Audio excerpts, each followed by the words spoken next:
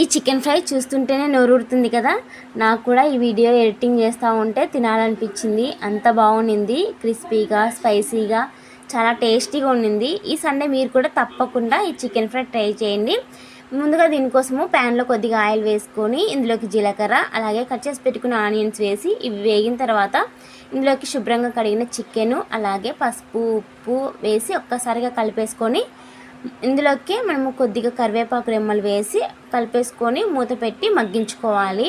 తర్వాత ఫ్రెష్గా మనము మిరియాల పొడి అయితే నూరుకొని పక్కన పెట్టుకోవాలి. ఈలోపు ఇంకా ఇప్పుడు చికెన్లో వాటర్ అంతా ఇమిరిపోయిన తర్వాత ఇందులోకి 1 టేబుల్ స్పూన్ అల్లం వెల్లుల్లి పేస్ట్ వేసి పచ్చివాసన పోయేంత వరకు వేయించుకోవాలి. చికెన్ ఇలా కలర్ చేంజ్ అయిన తర్వాత ఇందులోకి 1 టేబుల్ స్పూన్ ధనియాల పొడి, 1/2 టేబుల్ స్పూన్ కారం, ఇంకా మనం ఫ్రెష్గా నూరు పెట్టుకున్న మిరియాల పొడి వేసి కలిపేసుకోవాలి. లాస్ట్లో కొత్తిమీర వేసుకొని స్టవ్ ఆఫ్ చేస్తే స్పైసీగా చికెన్ ఫ్రై అయితే రెడీ అయిపోయింది.